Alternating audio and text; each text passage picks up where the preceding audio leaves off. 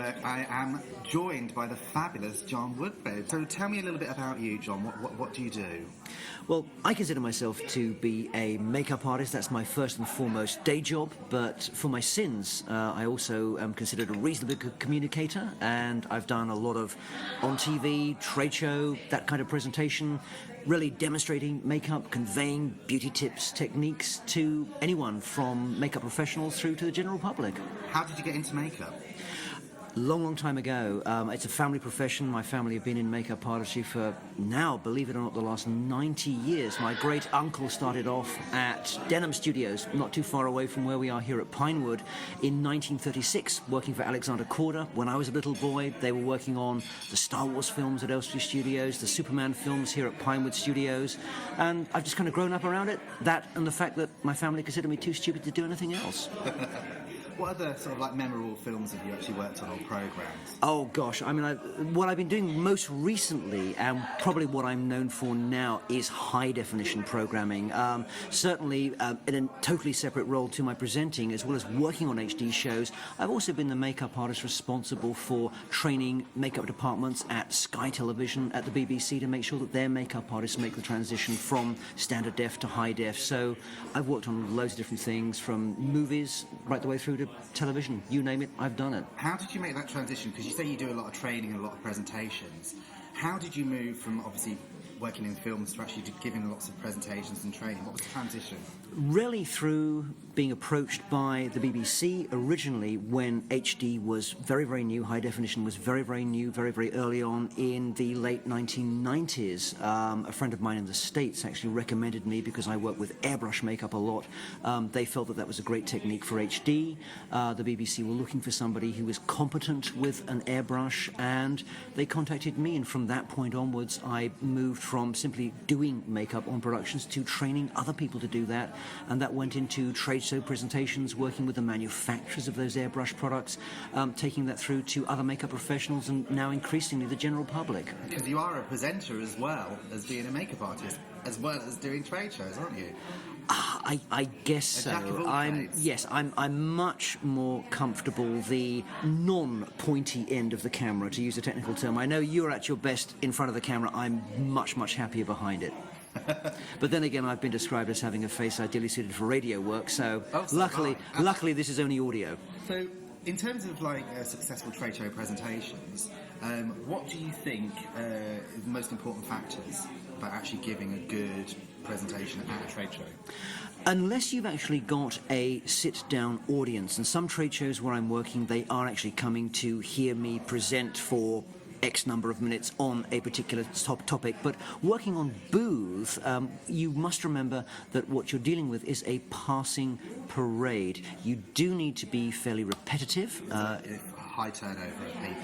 Absolutely. The footfall is there. Your main purpose, or my main purpose, is to actually stop them in their tracks by something either really entertaining, really intriguing, really different, really exciting, and once you've stopped them, actually throwing out hooks to that audience to actually keep them there. And if my purpose is to sell, and sometimes it is, sometimes it isn't, to make sure that we can make that transition, to hand them off to the sales team on booth or at that trade show, or to get them to give them your email address, whatever it is you've been asked to get them to do whilst they've stopped, before they move on. Sometimes you're successful, and luckily most of the time I am successful, but again, sometimes you're not. I've actually seen you in action, so to speak. You heckled me. You heckled. You heckled from the back. Rumour. Not at all. But you're very charismatic.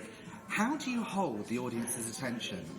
It depends on what I'm doing. I am very lucky in as much as a lot of the demonstrations I do, I don't deal with PowerPoint. I am my own PowerPoint presentation. I've normally got a normally very attractive makeup model who I'm just making look even more attractive with whatever products I'm demonstrating. So, again, there's something interesting going on. I would probably struggle if I was just standing there speaking, but because I'm doing as well, and because you do keep yourself very busy. I have to be busy, and I also have to be a lot bigger in personality.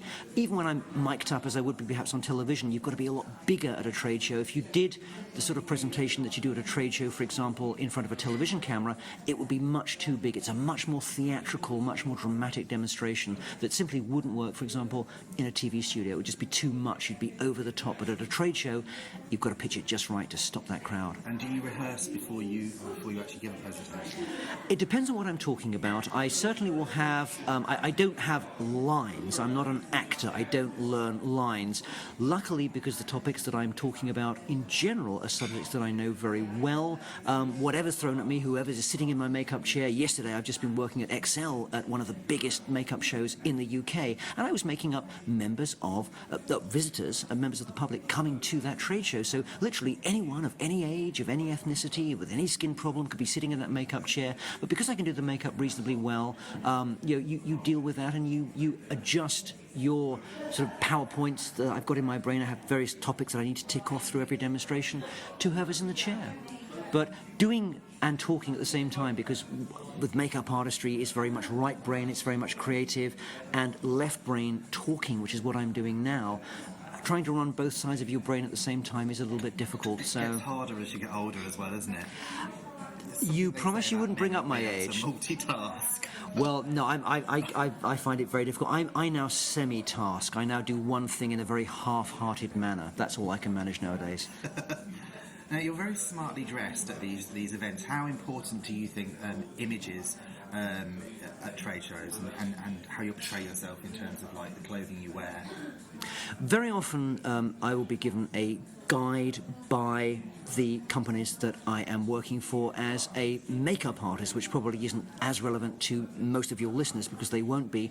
I can't wear anything too bright, although perhaps it would draw more people to me, because if I'm wearing my sort of wonderful bright pink shirt, that's going to be reflecting pink light onto my makeup and skewing all of my colours. So I tend to either dress in either a white shirt or generally black, all black, to look smart, but to make sure that I'm not using anything too bright that's going to detract from or affect the makeup work that I'm doing. But in general, people will tell you the dress code, and you do need to reflect not just the brand that you're working with at the trade show, but also to a degree the demographic as well that you're pitching to. Because if I'm standing there in my Armani suit, that's going to be a big turn-off, because they're going to think, well, if he can afford an Armani suit, his products are clearly very expensive. They're out of my price range. So, my Armani suit, if I had one, or I'm not dressed in a suit and I don't feel comfortable approaching. Yeah, but if I'm wearing my sort of cut-offs and trainers, that also is going to be a big turn-off because I'm clearly too scruffy. So it's a matter of, in my business anyway, for my profession, smart casual. Okay, so you've attended quite a lot of trade shows all over the country, and from watching other presenters actually perform, what advice can you offer to somebody who's actually never presented in this environment before? Because a lot of new presenters actually are starting to delve into this. Absolutely, and it's a very exciting and hopefully very profitable area of the industry to move into. I think it is, if you are working with different companies, to actually make sure that you've received not just a product brief or a brief from what they expect from you, whether that is to sell a product or to present a product or to capture a name and email or whatever it is they want. Not only to make sure that you've got that under your belt, but to also actually understand their audience as well as the product, because it's a matter, particularly with that passing parade that I've spoken about earlier, of throwing out different hooks. It's fishing. If I want to attract fish to my hook, I'm not going to put a bit of cheese on that hook, because fish don't like cheese. The fish is going to say, don't want that piece of cheese, I'm going to carry on swimming. I need to put a worm on that hook. But sadly, different fish, different trade show visitors like different things. So you need to make sure that you're throwing out lots of different hooks. But if you're working with a good company, and I'm very fortunate to work with some of the best in the beauty business, they will help you. They will give you that information before you start. And you asked me earlier, what do I think about? Do I prepare? Although I don't have a script to prepare, those are the kind of things that I do spend a lot of time thinking about, a lot of time preparing, and that, very luckily for me, keeps me booked solid for every beauty show this year in the UK. You are busy. I'm lucky to get you here. Now, you've done a lot of TV, you've done a lot of radio, you've done a lot of performing. How can a presenter own the room? At a trade show, it is incredibly difficult to do. Are you still talking trade show, or are you talking... I'm talking trade show, I'm talking seminars or whatever. Anything where there's public speaking involved. A seminar is very easy if you are certainly sitting theatre style in a seminar, because people have come to see you, and very often some people will, if it's not grabbing them, if you're not throwing out the right hook, get up and walk out. But if you do see one or two people going, if they all exit en masse, you've got a problem, but one or two people will get up. It's not being fazed by that. But certainly that's a lot easier, because you've got people that specifically have come to see you who hopefully know what you're talking about, and hopefully you're going to deliver to their expectations. But at a trade show, with that passing parade, it is a matter of being a little bit larger than, in fact, a lot larger than life, of... Certainly a head mic helps me, because although I can speak reasonably clearly... so the technology is also important. The technology and learning how to work with... for me, for example, I can't use a handheld mic. I can't use even a... tie mic doesn't work. I have to have a head mic. I have to have my hands free. I'm working with makeup. I'm holding things to my chest. And I'll knock that tie mic. I'll knock that clip-on mic. I need to have a head mic. It's knowing how to work with those microphones, how not to pop, how to pop into that mic, so that when they're listening to you, they're not, that their ears aren't being sort of aggressively sort of abused by the pops and clicks and glottals from you. And it's just learning how to do that. And the technology certainly helps me an enormous amount in actually holding and owning that room. In fact, so much so that people opposite me, because I am quite well known at beauty shows, now roll their eyes when they see I'm there, because sadly all they are seeing on their stand are the backs of that entire trade show visitor group. Well, looking there's a lesson to be learned there. They need to be a bit more interesting, don't they? Or hire me, yes. Yeah, I need to clone myself. Now, I got asked the other day, John, by a presenter colleague of mine. She's been filmed so many times, and I'm sure on high definition, but she was told that she was being filmed on high definition, so panic set in, and she actually rang me up, and she goes, Richie, I don't know what to do, I don't know what to wear, what do I need to do? As a presenter working in a high definition environment, what are the main things to actually consider, and what are the main differences? Well, as a makeup artist, the advice that I give is going to be fairly obvious. I give two pieces of advice. Firstly, make sure you have got a good makeup artist, but I know that a lot of presenters don't have access to either a good makeup artist or even a makeup artist at all. Things that work well on high definition, other than airbrush, which you can't really do to yourself to the standard that you need for high definition, are things like mineral makeup. Mineral makeups actually have something in common with airbrush makeup, and that is the particle size of that makeup is very, very small. It's what we call micronized particles. Can you buy that makeup? Absolutely. There are some fantastic mineral makeups from some of the biggest manufacturers out there. I mean, pretty much every big makeup range will have mineral in there. A specific mineral makeup range that I really love is something like Jane Iredale. They're superb. They have wonderful color palettes, and you can put that makeup on and it's not going to look like makeup. It can be anything from very sheer if you've got great skin, or if, like me, you need a little bit more help, you can get much more coverage. But things to avoid with high definition: a lot of the powders that set the makeup, which, by the way, you neither need with airbrush or mineral makeup because it kind of sets itself, can look quite grey on high definition. The particle size of those setting powders, those old-fashioned setting powders, particularly if you have either a great tan or perhaps if you have either Asian skin or African Caribbean skin colour, it can give the skin a slightly dull, grey, ashy cast on high definition that frankly isn't even visible to the naked eye. So those are the kind of things to avoid. I always suggest that if you haven't got a makeup artist who's either handy with mineral makeup or airbrush, go grab yourself some mineral makeup, and that should serve you well. But high definition picks up everything. You hear all these horrible stories. It picks up all the lines on your face and all the spots and all the wrinkles and everything else. Well, I mean, certainly when compared... a bag over my head. I mean, what advice would you give someone like me?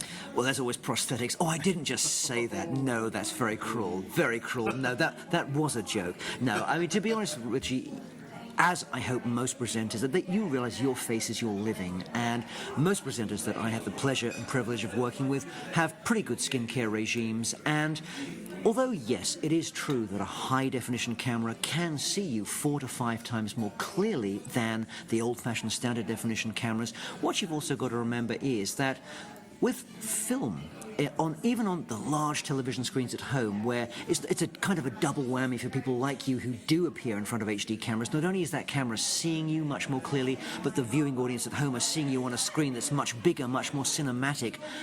You're still not being projected in a cinema. If we have a really tight close-up on your face on a large cinema screen, your face could be magnified 200 times life size. We want to keep the audience, John.